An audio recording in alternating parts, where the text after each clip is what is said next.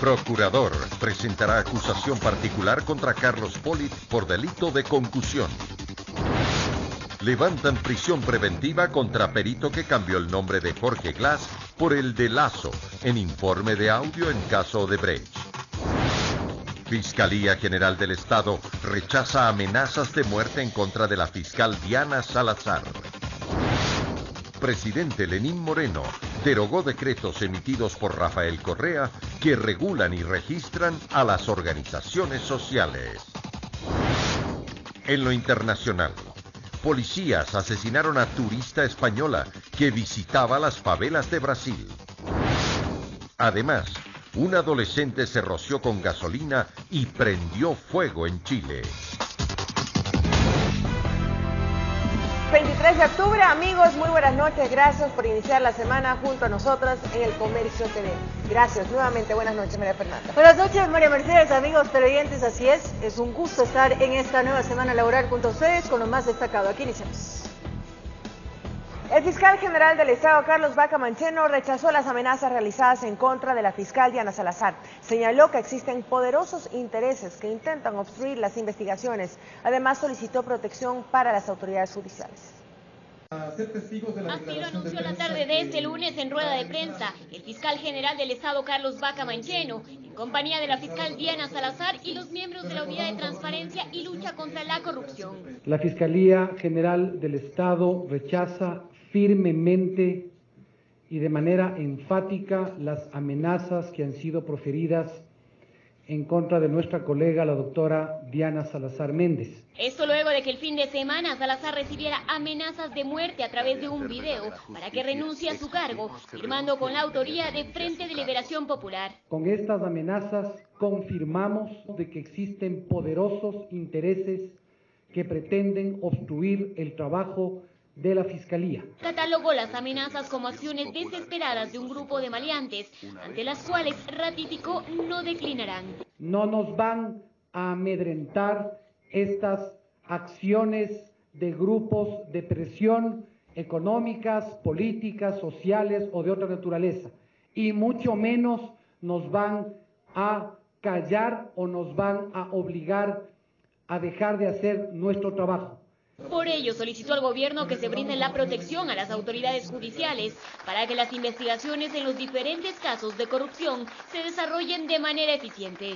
Le pedimos y le exigimos al gobierno nacional y a los órganos de seguridad que brinden la protección, que el trabajo que la Fiscalía realiza llegue a buen término. Además, expresaron su solidaridad con Salazar. Nuestro absoluto respaldo y nuestra solidaridad.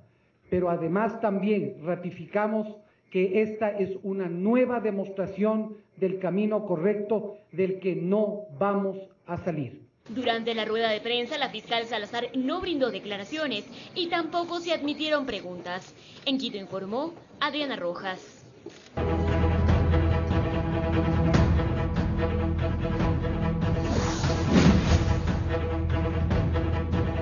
Así es, de acuerdo a un informe de la Unidad de Investigaciones de Apoyo a la Fiscalía, el vicepresidente de la República, Jorge Glass, sería una de las cabezas en el supuesto delito de asociación ilícita en el caso de Odebrecht.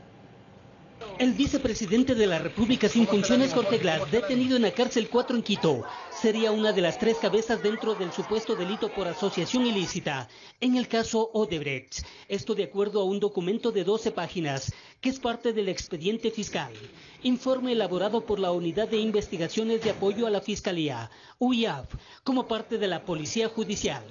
Como supuestos cabezas también aparecen el ex contralor Carlos Poli y José Santos, delator de Odebrecht. Bajo ellos la policía ubica a Ricardo Rivera, tío del segundo mandatario. Para el efecto, los investigadores analizaron los testimonios y documentos que la Fiscalía ha recuperado desde el 2016, donde consta la asistencia de los Estados Unidos como versiones. A Glass se lo ubica en el grado directivo por las funciones que desempeñaba como ministro de los sectores estratégicos y como vicepresidente, entidades que gestionaron 5 obras adjudicadas a Odebrecht. Ricardo Rivera supuestamente era el receptor de las coimas, que luego irían a Glass en el caso de Carlos Poli, quien no habría encontrado irregularidades en los proyectos a cargo de Odebrecht.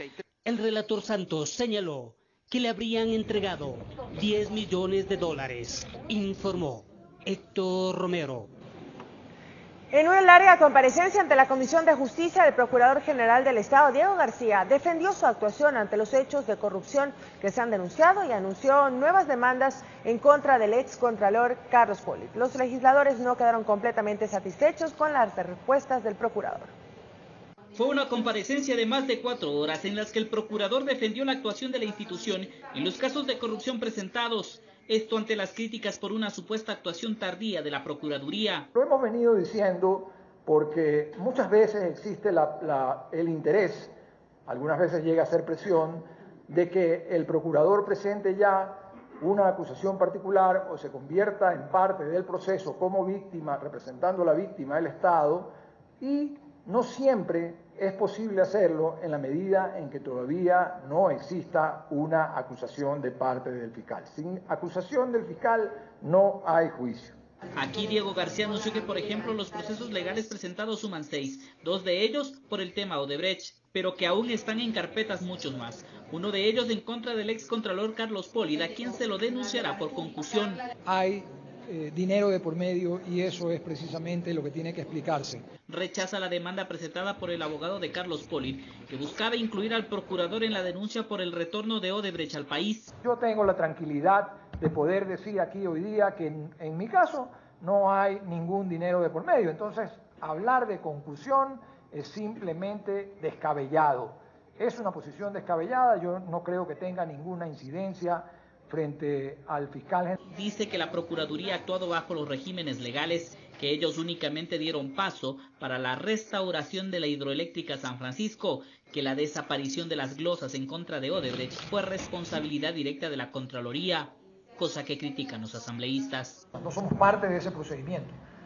Ese es un procedimiento que les corresponde exclusivamente a la Contraloría General del Estado.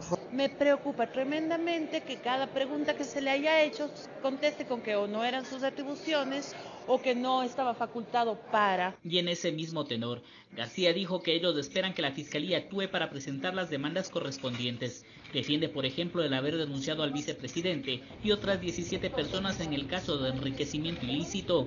Declaraciones en audio y video de algunos personajes, entre esos el propio José Conceizao, el señor Rivera, el excontralor Carlos Pollitt, y el reconocimiento final de que la relación era un poco más que familiar. Y en este mismo ámbito, critica la actuación del juez que permitió que un particular, en este caso César Montúfar, haya sido incluido como demandante. Es un error.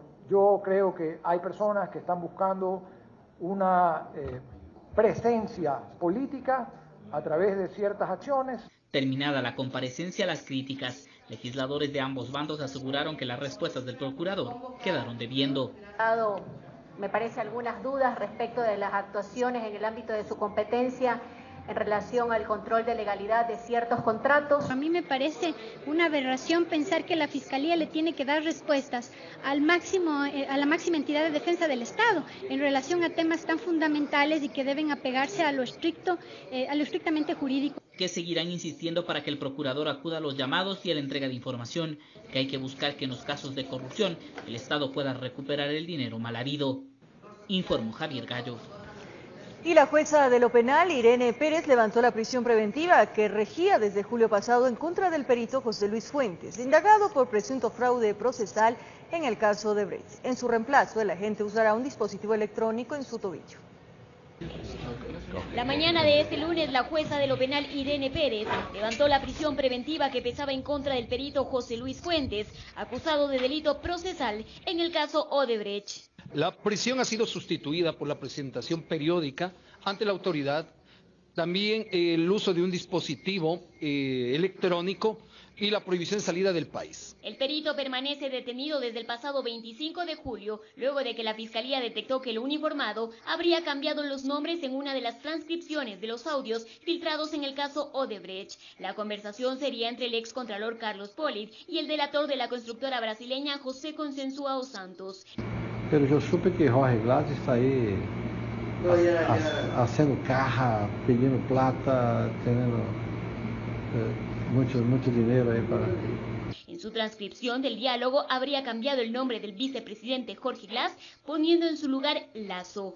Fuentes argumentó en su testimonio que el error se produjo pues no contaba con las herramientas adecuadas para realizar la transcripción, además de que se le habría otorgado muy poco tiempo para este trabajo, y descartó cualquier tipo de influencia externa para cambiar los nombres. La instrucción fiscal en este caso concluye este martes 24 de octubre y posterior se espera la audiencia para conocer si la Fiscalía llama o no a juicio al perito. En Quito informó Adriana Rojas. Posiciones contrarias al interior de la bancada oficialista ante el anuncio realizado por Ricardo Patiño de movilizaciones en contra del presidente Lenín Moreno y de la consulta popular. Hay quienes al interior de Alianza País aseguran que ya no se sienten representados por el actual gobierno. Otros aseguran que llamar a movilizarse es tratar de desestabilizar al gobierno. El anuncio lo realizó el vicepresidente del movimiento oficialista Ricardo Patiño, quien aseguró que se movilizarán en contra del no cumplimiento de promesas y de la consulta popular promovida por el presidente Lenín Moreno. Han pasado 5 meses, o sea, no 15 días, sino 150 días, y no hay ningún cumplimiento. La gente está indignada, y por el hecho de que ha intentado hacer algo que nunca va a lograr, desacreditar a la Revolución Ciudadana, intentar desacreditar al presidente Rafael Correa e impulsar un programa de gobierno que es el programa de gobierno de Lasso, en algunos casos, en la consulta popular, por ejemplo. Cosa que fue rechazada de inmediato por la vicepresidenta de la República, María Alejandra Vicuña. Esta es una consulta ciudadana. Si ahí algunos actores políticos quieren reivindicar el derecho a ser consultados, es su derecho. Pero esta consulta popular es de la gente. Pero en la asamblea hay reacciones. Marcela Guiñaga, por ejemplo, está de acuerdo con llamar a movilizarse. Dicen que en la consulta le dirán no al menos 3 preguntas. En contra de haberse apartado de nuestro plan de gobierno por parte de Lenín Moreno y por no estar de acuerdo en preguntas donde, insisto, se trata de dejar debilitada completamente la institucionalidad democrática del país. Vía telefónica, el legislador Daniel Mendoza rechazó estos anuncios, pues dice que el bloque no se ha reunido para tomar una posición. Entiendo que solamente es un pronunciamiento de un militante, en este caso es el vicepresidente de una organización política, pero no tiene nada que ver con la postura del bloque, ¿no? Aunque Guiñaga adelanta que su oposición no es nueva, que las actuaciones presidenciales han provocado que muchos dentro del movimiento ya no se sientan parte del gobierno, por eso llaman a movilizarse. Yo ya he mencionado varias veces mi pronunciamiento, hay cosas que me distancian ciertamente de este gobierno y no siento que soy parte del mismo. Mendoza asegura que esos llamados bien pueden ser entendidos como una clara muestra que buscan desestabilizar al gobierno de Lenín Moreno. No solamente en ese país, sino ninguna organización política debe atentar contra la estabilidad del país. Hoy más que nunca todos debemos unir esfuerzos precisamente para dar esa estabilidad que necesita el Ecuador.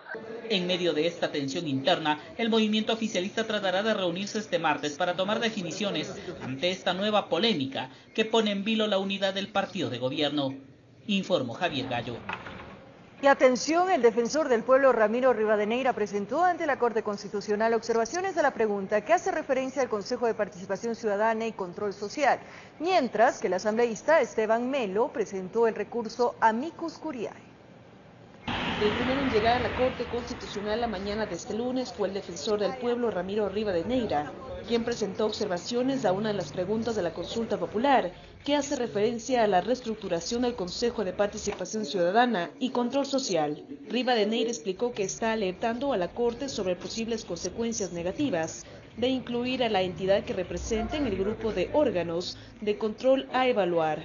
Nosotros estamos pidiendo que se reflexione sobre la naturaleza especial de la Defensoría del Pueblo, que, de ser el caso, se las excluya de la evaluación a los órganos de control, en el entendido de que esto afectaría la naturaleza especial y el estatus internacional de la Defensoría del Pueblo. El funcionario indicó que su pedido se fundamenta en el carácter especial y el estatus internacional de la Defensoría. Porque la Defensoría del Pueblo tiene estatus A reconocida por Naciones Unidas. El estatus A Naciones Unidas le entrega a las instituciones nacionales de derechos humanos que tiene el más alto nivel de independencia. Minutos más tarde llegó el asambleísta de Alianza País, Esteban Melo, quien presentó el recurso de Amicus Curiae, la inconstitucionalidad de varias preguntas de la consulta popular. Por ejemplo, la eliminación de la libre postulación, la mal llamada reelección indefinida. Si se presenta a través de consulta, no es el mecanismo adecuado, tendría que ser a través de una Asamblea Nacional Constituyente, como establece el artículo 441 de nuestra Constitución. Señaló que en el caso de que la Corte no tome en cuenta su pedido, se analizará en el bloque de Alianza País si se movilizarán a las calles. Informó Priscila Cadena. Durante esta semana, el Ministerio de Hidrocarburos podría concretar la firma con las Naciones Unidas para que se efectúen auditorías a 5 proyectos. No se descarta que los resultados puedan surgir nuevas acciones judiciales. Por pedido del Gobierno Nacional son 5 proyectos en los que las Naciones Unidas intervendrán con auditorías: refinerías de Esmeraldas y del Pacífico, Terminal Monteverde, Pascuales Cuenca y Bajo Alto. ¿Y cuándo ya empezarían estos trabajos? Inmediatamente, ya espero que en esta semana se firme el acuerdo con Naciones Unidas y de ahí ya ellos nombran los representantes y gente encargada de esto y empieza el proceso de revisión de todos estos proyectos. Carlos Pérez, ministro de Hidrocarburos, cree necesario usar el paraguas de las Naciones Unidas para que las auditorías sean íntegras, con expertos internacionales, y así evitar cuestionamientos a futuro. La auditoría creo que está prevista alrededor de 4 meses. ¿Y en qué consiste en sí esa auditoría, Inés? Como le he comentado antes, en revisar qué es lo que se ha hecho, cuánto nos costó, cuánto hubiese sido el costo de mercado de esos servicios. Cuánto costará el estudio todavía no se ha determinado, pero el secretario de Estado dice que es recuperación de costos, resultados que podrían dar paso a nuevas acciones judiciales. En el futuro habrá que ver esa alternativa, sí. Entre tanto, dio a conocer que avanzan los trabajos en la refinería de Esmeraldas. Algunos trabajos ya han empezado o están listos por empezar, como es la planta de azufre. En eso ya estamos trabajando. Hay que planificar todas las necesidades de combustible, etcétera, para asegurarse que haya suficiente abastecimiento en el país. Pero en marzo vendrá el trabajo grande para reparar las cosas que tengan que ser reparadas. ¿Ya se tiene más o menos No, idea no de todavía. cuánto le va a costar al país? No todavía, no tenemos eso. Informó Héctor Romero. La Organización de las Naciones Unidas celebra 72 años de creación y lo hizo reconociendo la gestión del presidente de la República y su trabajo en favor de las personas con discapacidad.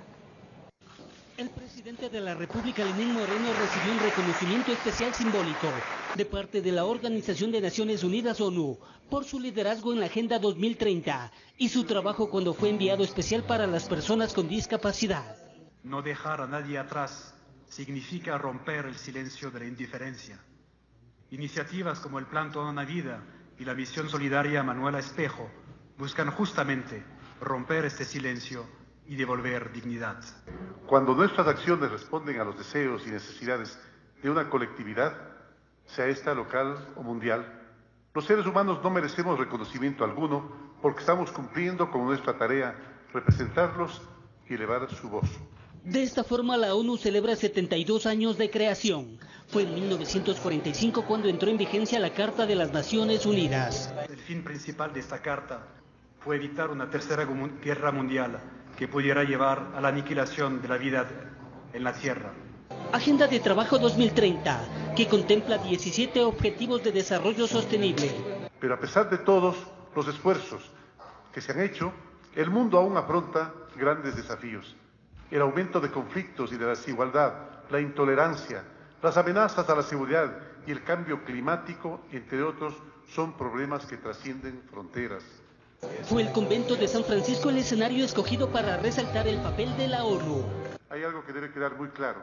Esta agenda global y los objetivos que nos comprometen requieren una amplia participación de todos los actores. Si queremos cumplir con esos propósitos, debemos trabajar de manera conjunta. El gobierno, el sector privado y la sociedad civil es el único camino para generar cambios de raíz, para reponer cimientos que den firmeza al nuevo Ecuador que queremos construir. Informó Héctor Romero. El presidente Lenín Moreno firmó hoy, 23 de octubre, el decreto 139, el mismo que deroga los decretos 16 y 739 emitidos por el expresidente Correa y mediante los cuales se disolvieron las ONGs Pachamama y la Unión Nacional de Educadores. Moreno aseguró que mediante este acto se facilita la organización social, que ha sido una solicitud hecha por las organizaciones sociales durante el diálogo social. La idea es que destrabemos completamente todos los argumentos burocráticos que impiden que las organizaciones sociales se puedan asociar de hecho y de derecho sin ninguna traba, evitando la tramitología innecesaria. Se elimina todo vestigio de exceso en el control burocrático sobre las organizaciones sociales.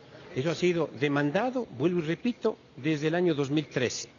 Algo se escuchó en el 2015, pero necesitamos responder y el presidente está acogiendo este pedido que además ha surgido de los diálogos y que es un pedido democrático, y estamos reduciendo al mínimo los requisitos de legalización de aquellas organizaciones que quieren tener personería jurídica.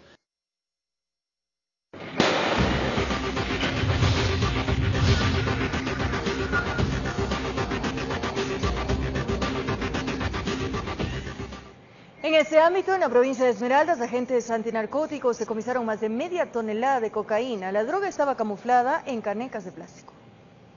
Todo apunta a que los que transportaban la sustancia ilegal se percataron de algún movimiento policial o alguien les pasó el dato que agentes antinarcóticos estaban por la zona de Limones y antes que les caiga la ley dejaron abandonado el millonario cargamento entre el manglar. Aquí hay que recalcar también la persistencia, la perseverancia de los agentes antinarcóticos, debido a que ellos estuvieron en el territorio más o menos 15 días siguiendo a esta organización. Agentes de la Unidad de Investigaciones Antinarcóticos esperaron para ver si alguien se acercaba a cargar nuevamente las canecas de plástico, pero nadie llegó. Ante el riesgo que el agua arrastre los tanques, ingresaron con el apoyo del GIR hasta la zona de Canchimalero y encontraron 18 envases. Y estaba tapado pues con unas hojas de coco, para esperando pues la embarcación y producto de esto pues llevar el material hacia aguas internacionales. Apoyados con una lancha sacaron los bloques millonarios, presumen que cargaron en lado colombiano y utilizando aguas ecuatorianas, pretendían llegar hasta Centroamérica, pero en el trayecto encontraron barreras y antes que la policía les ponga tras las rejas, los tripulantes prefirieron dejar abandonado el cargamento. Estas personas dejaron botada dicha sustancia y no se pudo detener a ninguna persona. En 18 canecas camuflaron 563 paquetes forrados con cinta de embalaje. Los bloques tenían diferentes logos. El peso de la cocaína de alta pureza, esa de exportación, alcanzó los 561 kilos. Suelen pasar por el callejón entre el continente y Galápagos y luego de eso pues toman Centroamérica y el destino final México, para de ahí una nueva ruta pues subirla a Norteamérica, que pensamos es el destino final. Estiman que evitaron que más de 5.600.000 dosis contaminen mercados internacionales. En Quito informó Iván Casamen.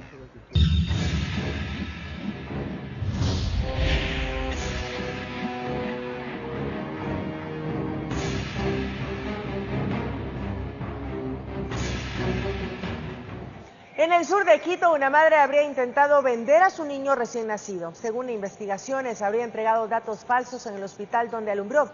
Agentes de la DINAPEN capturaron al supuesto comprador. Llegó por emergencia hasta el hospital Luz Helena Arismendi, donde alumbró a su pequeño hijo. Los médicos la atendieron como a toda paciente, pero los encargados de recetar datos y otros protocolos descubrieron que algo estaba mal. Entre las anomalías, la identidad de la señora era falsa. La madre ha ingresado aquí dando en primer lugar un nombre que no es de ella.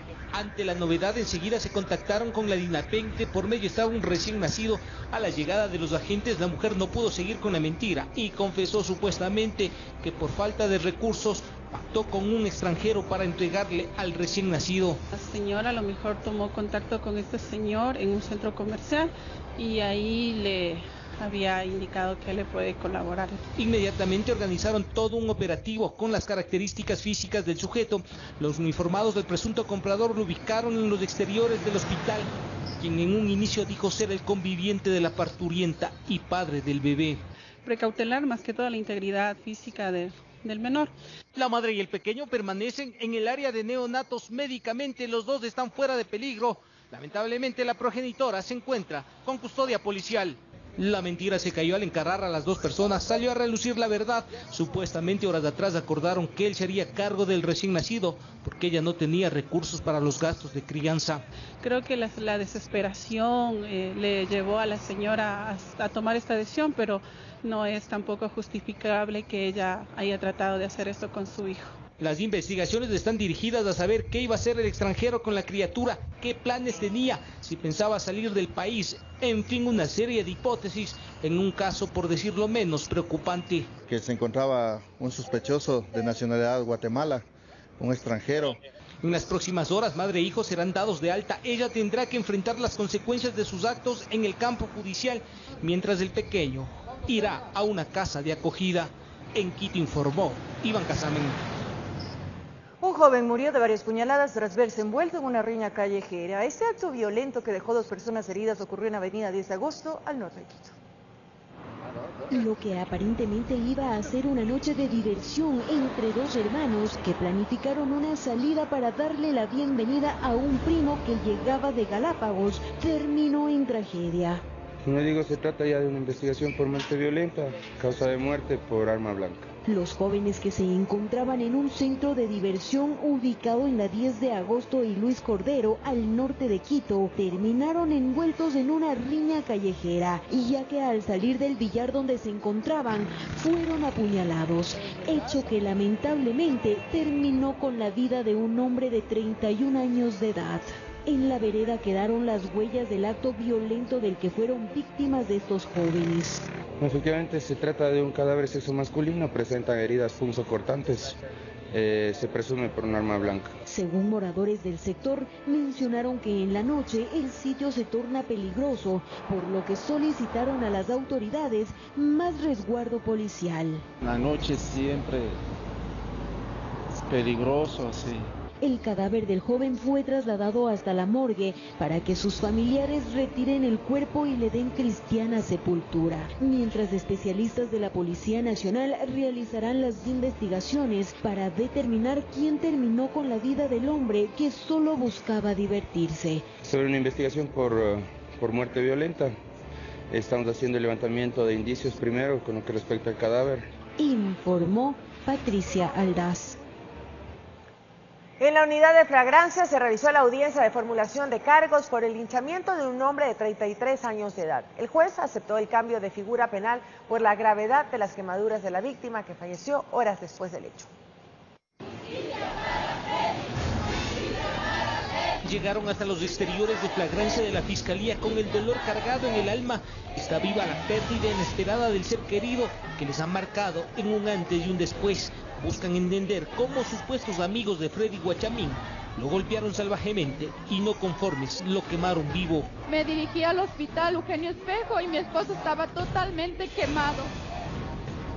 Estaba su cuerpo metido en una funda. Sucedió el 19 de septiembre en la parroquia de Tumbaco. Horas después, los sospechosos del linchamiento fueron detenidos.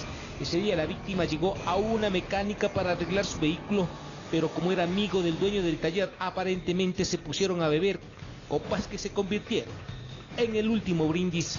Les arrastran al piso, le cogen y le rocian gasolina. ¿Cómo que acaso mi esposo es un delincuente? No es un ladrón ni un violador. Tenía quemaduras de tercer grado en más del 80% de su cuerpo. Por la gravedad de las lesiones murió en una casa de salud. Los presuntos implicados en el hecho fueron detenidos. En esas horas, como estaba aún con vida, fueron procesados por tentativa de asesinato. Pero todo cambió cuando Freddy dejó de respirar. Sean sancionados con el máximo que establece la ley para el delito de asesinato, es decir, entre 22 a 26 años más las agravantes que establece nuestra norma legal. En la audiencia de reformulación de cargos, el juez penal aceptó cambiar la figura jurídica de tentativa de asesinato a asesinato. Los 4 procesados tienen prisión preventiva. La instrucción fiscal será de 30 días. Lo que nosotros solicitamos es que se haga justicia y que se dé la pena máxima a estas 4 personas, porque los 4 son culpables. En un momento, el plantón pacífico donde exigían justicia puso a correr a los familiares cuando uno de los sospechosos era llevado por los guías penitenciarios hasta el vehículo. Saben que nada les devolverá a Freddy, pero buscan aliviar el dolor confiando en que los responsables no caminen libremente por las calles de la ciudad. En Quito informó Iván Casamen. La Fiscalía confirmó que ya existe una persona detenida involucrada en el asesinato de un joven en los exteriores del estadio Capuel. Se presume que el crimen habría sido por disputas del liderato de una barra brava. Su muerte dejó consternada a la comunidad futbolera a la cual él pertenecía. Quienes lo conocían aseguran que siempre lo veían llegar al estadio para alentar a su equipo. Y fue justo al pie de ese edificio donde acabaron con su vida. La víctima se encontraba en los alrededores del estadio Capuel disfrutando amenamente y posteriormente habría llegado una motocicleta, se baja un individuo, le propina varios disparos y posteriormente huye en la motocicleta. Lo más sorprendente del caso es que los indicios apuntan a una persona identificada con la misma camiseta y compañero de barra. Tenían problemas por el poder en la Boca del Pozo. Y si bien es cierto, hay indicios que efectivamente pertenecería a la misma, sería miembro de la misma barra, se logró ubicar a este ciudadano y posteriormente fue aprehendido, el mismo que ya se le realizó la audiencia de calificación de flagrancia y formulación de cargo. Para la Fiscalía se están tornando comunes los hechos violentos entre estas agrupaciones. Ha aumentado el índice delincuencial entre lesiones, tentativa de asesinato y asesinato entre miembros de barras. Las entidades de control han establecido lazos de amistad encaminados a evitar que la violencia esté presente en medio de quienes dicen apoyar a un equipo. Sin embargo, a veces salen de las manos, puesto que estos hechos no se dan dentro de los estados, sino ya fuera de los estadios. Informó José Morales.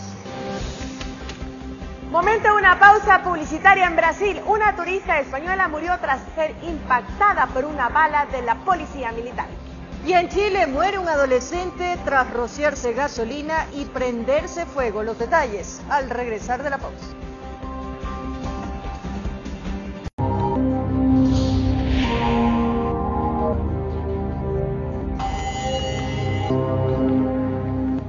Exdirigentes de la Unión Nacional de Educadores aseguran que en los últimos días han receptado denuncias de madres de familia de al menos 15 colegios públicos en los que se habrían registrado presuntos abusos sexuales. Líderes de la UNE afirmaron que no solo estarían vinculados docentes, sino autoridades de los planteles. Porque no pueden continuar esta mafia. Incontenibles. Las denuncias siguen apareciendo por todos los lados cardinales, incluso desde la antigua dirigencia de la otrora UNE. Hablan de un nuevo caso de un presunto abuso sexual en un colegio público del sur de Guayaquil.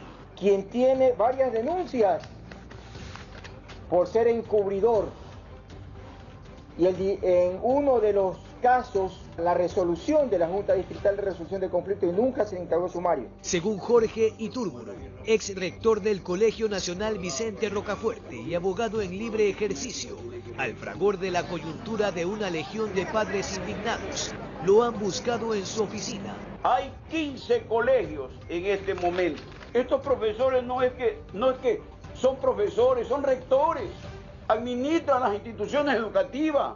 Afirmaron que en la mayoría de los casos denunciados hubo un silencio cómplice. Las autoridades distritales continúan con el atropello, el abuso, el encubrimiento. Y creen que Fander Falconi y los dos últimos exministros deben dar una explicación. El CAL ya aprobó las comparecencias de todos. De hecho, del actual asambleísta de Alianza País, quien en una entrevista afirmó que como ministro visitó más de una vez el colegio réplica y nunca le hicieron ninguna denuncia. ¡Miserable violador, cárcel! Informó Jorge Escobar. UNICEF lanzó una campaña para prevenir el abuso sexual contra menores. Expertos hacen varias recomendaciones a padres de familia para saber cómo actuar frente a esta problemática. Lo que es mío, es mío. Lo que es tuyo. No guardes secretos malos. Si te tocan y te piden guardar el secreto, no lo hagas, aun cuando te amenace. Debo buscar y contar con adultos en quien confiar. Estas 3 reglas pueden salvar vidas. Se trata de un video dirigido a niños y niñas para prevenir el abuso sexual. La campaña es de UNICEF, denominada Ahora que lo ves, di, no más. Recurso audiovisual que pretende romper con el silencio y comprometer a toda la sociedad. Esto frente a los registros de abusos sexuales a menores en las instituciones educativas de nuestro país. En una encuesta realizada a padres y madres de familia, las respuestas coinciden que no saben cómo actuar frente a esta problemática. Nosotros los padres Podemos ser amigos de nuestros hijos, pero creo que no estamos preparados. Prácticamente los padres de familia tal vez no estén preparados porque los niños no reciben la verdadera educación de parte de ellos. Una de las recomendaciones para los progenitores, según Margarita Torres, directora de la Fundación Familia Integral, es enseñarles a los menores a poner límites y crear un vínculo de confianza. ¿Qué es una caricia adecuada y qué es una caricia no adecuada? Y de eso no hay cómo enseñar, sino si es que yo no me siento cómodo con cualquier caricia, es importante enseñarles a poner límites. Explica que es crucial no culpar ni juzgar al niño, sino indicarle que fue muy valiente por revelar lo sucedido y explicarle que no debe guardar secretos. Entonces, hacerles saber que no es factible guardar secretos con cosas que ellos se sientan incómodos o cargados. Que no importa lo que sea o quién sea la persona que les haya dicho, ellos tienen derecho a conversar, comunicarse o decirle a alguien cómo se sienten. Pero para Manuel Martínez, miembro del Pacto por la Niñez y Adolescencia, existen normativas, pero no están claras, en temas de cualquier tipo de violencia. Y la falta de esa legislación integral, coherente, bien articulada, va a causar problemas. Porque ahora todos estamos indignados, todos estamos conmocionados, pero hay una palabra mágica que es efectividad, que es lo que pide la Convención sobre los Derechos del Niño. Además de que existan más espacios donde los menores puedan denunciar todo tipo de abusos. ¿Tienen los niños y las niñas realmente la posibilidad de un acceso directo para presentar una denuncia, reclamar sus cosas? En el informe oficial dicen que sí, pero habría que ver si en términos concretos. Los dos expertos coinciden que es importante educar a los menores para que puedan denunciar sin ningún temor. Informó Priscila Cadena. Amigos televidentes, gracias por su amable sintonía. Hasta aquí llegamos con la información. Así es, un buen inicio de semana para ti, María Mercedes, y para ustedes, amigos televidentes. Un abrazo. Que descansen.